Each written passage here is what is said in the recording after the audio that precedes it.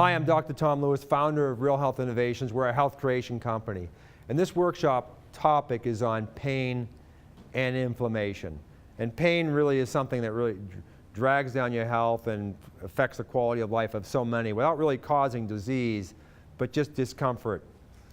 So what I want to really cover is what is really the basis of pain, and then I want to go over a top 5 of how you can reduce your pain burden.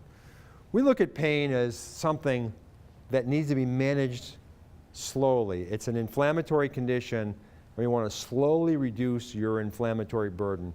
Yeah, you may have some chronic pain that's nagging, so you're going to have to take NSAIDs or other pain relievers, but these are temporary fixes. These are just Band-Aids. To really change your environment, really change your pain profile, you've got to change your environment. Classic example was my mother. When she was 87, she had bone on her knee and she was on all kinds of pain medications. We did not do anything about her bone on bone situation, but we lowered her entire inflammatory burden, and 2 years later, yes, it took that long, she was no longer on any pain meds. So this is what we're looking for as a goal for the people that work with RHI. So here in the case of my mother, when we first took over her care, her pain threshold was low. She was basically spilling over. She had a lot of pain. What we did over time, over the course of 2 years, is we lowered her pain burden so that when she had a little tweak, it didn't spill over. That's the key thing. We lowered the threshold of inflammation in her body. Spillover equals symptoms. How severe is your pain? We don't want you to spill over. When a little of that pain flows into your body, it just fills the cup up a little bit. Big deal. Then we can lower the burden in the cup later on. So I like people to say, be aware of occasional symptoms. Here's no symptoms. I'm pain-free today.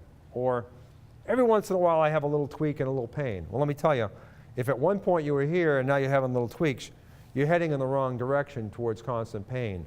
So now is the time to start changing your vessel, lowering your overall inflammatory burden, and you'll probably very quickly slip out of even having occasional pain spells.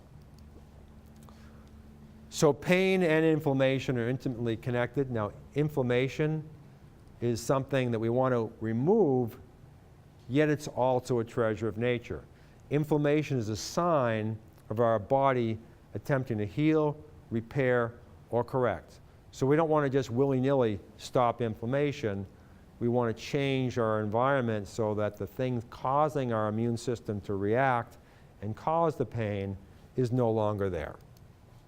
It's as simple as that. So let's look at the top 5 to stop pain. Very simple 5-step procedure. The first thing is look at your omega foods. Are they in balance? Most of the foods we get are omega-6. Now, omega-6 are essential to life, but they also fuel the fire. It's a double-edged sword.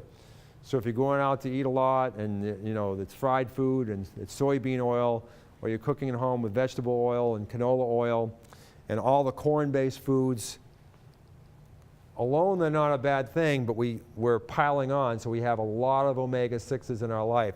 So the balance is skewed towards inflammation. And the consequences are any pain you have is going to be exacerbated. We don't have enough omega-3, so these are the fish oils, things like flax oil, things of that nature. Flax oil, hemp oil is also another good one. But any of the marine foods, some of the nuts, walnuts are very high in omega-3, so very beneficial at snuffing out that omega-6 flame. Sugar. There's nothing more inflammatory than sugar. When you take in a lot of sugar or high carbs, we throw a lot of glucose into the bloodstream, and glucose just creates inflammation. People who have high carb diets have much more pain and much more markers of it. Higher insulin levels, higher glucose levels, and things like C-reactive protein, which very accurately measure inflammation in the body. So just cutting out sugar can make a big gain. Something that's not appreciated is some of these infections can cause pain. Like Lyme disease, the CDC now says there are 330,000 new cases every year. And one of the classic symptoms of Lyme disease is joint pain and muscle pain and other pain issues and sleep issues. So a lot of things associated with whole body pain. And you may have been bitten by a tick when you were a teenager, but have symptoms when you're 50 years old. So the Lyme is activating or reactivating in a so-called chronic phase, and it can cause all kinds of joint and other tissue pain. So sometimes it can just be mechanical misalignment, and a chiropractor or proper stretching or yoga or things of that nature or some physical therapy can help you overcome your pain, because it's not physiological, it's more structural. And then lack of movement. There's nothing better to clear inflammation from our system than to move. The process is called autophagy. It's literally just purging. Our lymphatic system is a huge circulatory system. It's not circulating blood, but it's circulating lymph. And that's removing toxins from our body, and that'll lower your cup, lower your burden, and reduce inflammation and reduce your pain. And your chronic disease temperature. That's what we measure at RealHealth Innovations. We measure your chronic disease temperature. It's a measurement of a lot of different blood biomarkers in your body.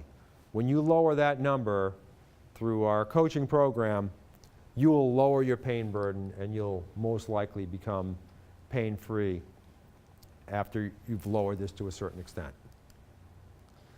So my name is Dr. Tom Lewis. This was a workshop on pain and inflammation. I hope you found it informative, and thanks very much.